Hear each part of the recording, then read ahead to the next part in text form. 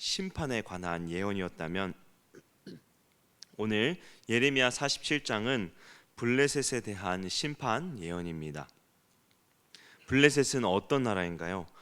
블레셋은 하나님께서 이스라엘 민족에게 멸절하도록 명령한 가나안 족속 중에 하나였습니다. 그러나 이스라엘은 하나님의 명령에 불순종하며 그들을 남겨두었죠. 그들의 군사가 너무나 강해서 그들과의 정복 전쟁에서 이길 수 없었던 것입니다. 그런 말미암아 결국 블레셋은 이스라엘 민족을 괴롭히는 가시와 같은 존재가 되었습니다.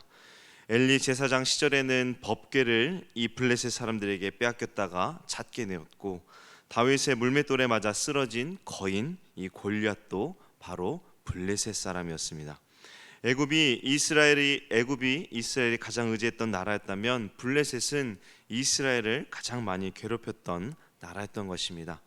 다윗이 블레셋을 정복한 이후 블레셋은 이스라엘의 다스림을 받았던 나라였지만, 이 유다 왕국 말기에 혼란한 틈을 타서 그 다스림을 벗어나 유다와 자주 전투를 벌이며 평화를 깨뜨렸던 나라인 것입니다.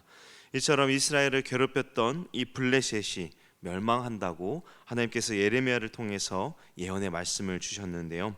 1절에 블레셋에 대한 하나님의 말씀이 임한 시기를 말씀하는데요. 바로가 가사를 치기 전에 블레셋 사람에 대하여 선지자 예레미야에게 임한 여호와의 말씀이라. 바로가 가사를 치기 전이라고 그 시기를 말씀하죠.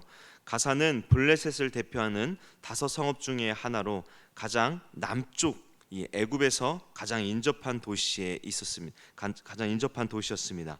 그리고 이 가사는 애굽이 서아시아, 즉 북쪽으로 무역을 하는 데 있어서 중요한 위치에 있었기에 애굽이 북진 정책을 원활하게 이루기 위해서는 반드시 확보해야 하는 지역이었습니다.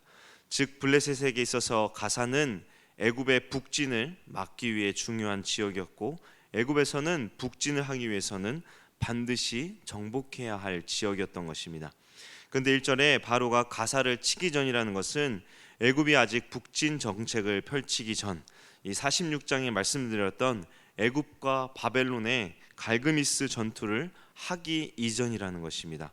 아직 애굽이 근동 지역의 맹주로 군림하고 있던 시기인 것이죠. 그런데 블레셋이 누구에게 멸망을 당하는가? 2절에 보시면 여호와께서 이와 같이 말씀하시되, 보라, 물이 북쪽에서 일어나 물결치는 시내를 이루어 그 땅과 그 중에 있는 모든 것과 그 성읍과 거기에 사는 자들을 휩쓸리니 사람들이 부르짖으며 그 땅 모든 주민이 울부짖으리라. 물이 북쪽에서 일어났다고 말씀하고 있죠.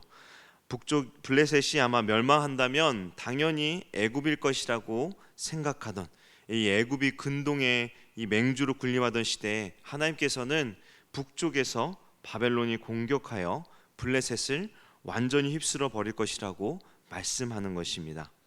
블레셋은 결코 바벨론에게 멸망당하지 않을 것이라고 생각했을 터지만 하나님께서는 바벨론을 통하여 블레셋을 심판하시겠다고 말씀합니다. 그리고 블레셋은 실제로 이 바벨론에게 멸망을 당하게 됩니다. 이를 통해 우리가 계속해서 깨달을 수 있는 것은 하나님께서 세상 모든 역사의 주관자시라는 것입니다. 하나님께서는 이스라엘의 하나님, 믿는 우리들의 하나님도 되시지만 믿지 않는 세상의 하나님이시기도 하다는 것입니다. 어제도 말씀드렸지만 사람들의 눈에는 그저 강대국들 중심으로 세상을 휘어잡고 흘러가는 것처럼 보이지만 결코 그렇지 않다는 것입니다. 세상은 결코 강자 중심으로 흘러가는 것이 아니라 하나님께서 사람과 나라를 선택하시고 세우셔서 역사를 이루어 가시는 것입니다. 모든 세상은 하나님의 섭리 안에 있다는 것입니다. 그리고 하나님께서는 이 세상의 역사 가운데서도 자기 백성들을 여전히 구원하시는 구원 역사를 이루고 계십니다.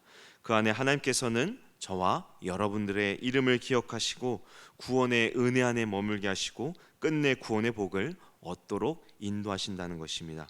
그렇게 우리는 날마다 하나님의 선하신 섭리 안에 인도하심을 받아 살아가고 있음을 깨달으며 이 세상이 아닌 하나님을 바라보며 하나님의 뜻에 합당한 자로서의 삶을 살도록 힘써야 할 것입니다. 하나님의 심판 도구인 이 바벨론이 얼마나 무섭게 블레셋을 치는지 블레셋이 너무나 고통스러워할 것이라고 2절에 말씀하는데요. 2절을 보시면 여호와께서 이와 같이 말씀하시되 보라 물이 북쪽에서 일어나 물결치는 시내를 이루어 그 땅과 그 중에 있는 모든 것과 그 성읍과 거기에 사는 자들을 휩쓸리니 사람들이 부르짖으며 그 땅 모든 주민이 울부짖으리라 라고 말씀합니다. 바벨론 군대를 이 범람하는 홍수에 빗대어 그것이 사람의 삶의 터전을 쓸어가며 심지어 사람의 생명까지도 빼앗는 것처럼 바벨론 침공이 블레셋에 매우 치명적인 타격을 가할 것임을 말씀하고 있습니다. 아비규환의 처참한 상황에 처하게 될 것이라고 말씀하는 것이죠. 왜 블레셋이 이렇게 고통을 당하게 될 것인가? 앞에서 말씀드렸듯이 이 블레셋은 사사시대부터 이스라엘을 지독히도 괴롭혀 오던 나라였기 때문입니다.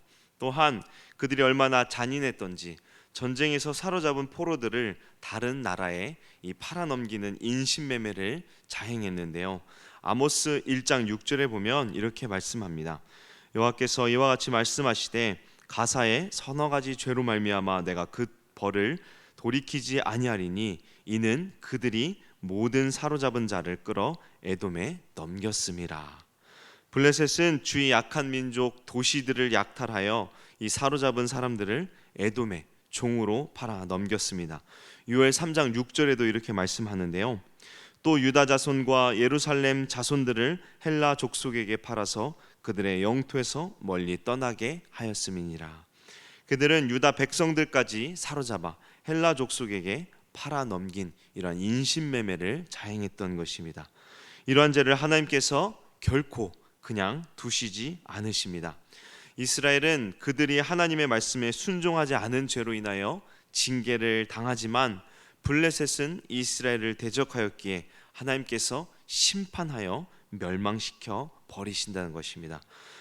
본디 아버지는 그 자녀가 위험을 겪으면 어떻게 해서든지 그 자녀를 구하는 법이지만 이 맹렬한 바벨론의 이 군대의 공격에 전의를 상실하여 자녀들조차 돌보지 못할 것이라고 3절에 말씀하는데요. 3절에 보시면 군마의 발굽소리와 달리는 병거바퀴가 진동하는 소리 때문에 아버지의 손맥이 풀려서 자기의 자녀를 돌보지 못하리니. 블레셋도 나름 군사력이 강했던 나라였습니다. 골리앗이라는 거인이 있었던 사실만으로도 블레셋 민족이 굉장히 강한 민족이라는 것을 우리가 알 수 있지 않습니까? 비록 블레셋이 다윗에게 정복당했지만 가나안 정복 전쟁 때 이스라엘 백성들이 블레셋의 군대가 너무 강해서 가나안 땅에 정복할 때 당시에 정복을 못했던 족속이 바로 블레셋 족속입니다. 결코 약한 민족이 아니라는 것이죠. 그런 그들이 바벨론의 거센 공격 앞에 겁을 먹고 모든 감각을 상실하고 아무 대처도 하지 못하게 될 것이라고 3절에 말씀하는 것입니다. 당시 블레셋은 지중해 해변에 거주하며 무역을 왕성하게 하였던 나라이기에 이 두론과 시돈과 친밀한 동맹 관계를 유지하였습니다. 당시 이 두로와 시돈은 해상 무역을 통해 엄청난 부를 축적한 이 강대국들 중에 하나로 종종 블레셋이 어려움을 처할 때 원정군을 파병시켜 준 나라였습니다. 그러나 동맹 관계를 맺었던 두로와 시돈조차 바벨론의 공격에 도와줄 수 없다고 4절에 말씀합니다. 4절을 보시면 이는 블레셋 사람을 유린하시며 두로와 시돈에 남아있는 바 도와줄 자를 다 끊어버리시는 날이 올 것임이라. 여호와께서 갑돌섬에 남아있는 블레셋 사람을 유린하시리라. 왜 두로와 시돈이 도와줄 수 없을까요? 4절에 도와줄 자를 다 끊어버린다고 말씀하죠. 하나님께서 블레셋과 동맹관계에 있던 두로와 시돈도 바벨론에게 멸망당하도록 심판하셔 블레셋을 아주 파괴해버리시겠다고 4절에 말씀하시는 것입니다. 심지어 현재 거주하는 거주지뿐 아니라 그들이 이곳으로 이주하기 전에 살았던 이 갑돌섬에까지 그 심판이 임하여 백성을 파괴시켜버리겠다고 말씀합니다. 블레셋 사람들이 전쟁 포로로 모두 에돔에 팔고 헬라에 팔아버린 것처럼 하나님께서도 블레셋 족속 한 사람도 남기지 않고 모두 심판하실 것이라고 말씀하는 것입니다. 바벨론의 침공이 블레셋에 얼마나 몰락하게 했는가. 5절에 이렇게 말씀합니다. 가사는 대머리가 되었고 아스글론과 그들에게 남아있는 평지가 잠잠하게 되었나니 내가 내 몸 베기를 어느 때까지 하겠느냐. 가사와 에글론은 블레셋의 큰 도시들입니다. 그런데 가사가 대머리가 되었다는 것은 극도의 수치를 당하게 되었다는 것이고, 아스글론의 평지가 잠잠하게 되었다는 것은 어느 곳, 그 아스글론에 있는 은밀한 곳에 숨어도 하나님의 심판이 임하여 모두 멸망하게 되었음을 뜻하는 것인데요. 블레셋 사람들은 슬프고 절망스러울 때 몸을 칼로 베는 풍습이 있었는데, 머리를 밀고 몸을 베면서 블레셋의 멸망을 계속해서 비참하게 애곡하게 될 것이라고 말씀하고 있는 것입니다. 그리고 블레셋 사람들이 고통스러운 하나님의 심판이 멈추기를 바라보지만 하나님의 뜻이 온전히 성취될 때까지 바벨론 군대의 이 약탈과 살육은 멈추지 않을 것이라고 6절과 7절에 말씀하고 있는 것입니다. 이스라엘을 끊임없이 괴롭혀오던 블레셋을 하나님께서 완전히 심판하여 멸망시키신다고 말씀하죠. 블레셋의 멸망 예언은 하나님의 대적이 결국 어떻게 되는가를 보여주는 것입니다. 하나님께서는 그의 택한 백성의 죄에 대하여 징계하시지만 결코 멸망시키지 않으십니다. 그러나 하나님을 대적하는 악한 자들은 하나님께서 반드시 심판하시고 멸망시키십니다. 왜일까요? 공의로우신 하나님께서 이 공의를 행하심으로 악을 행했던 원수들을 보복하시기 때문입니다.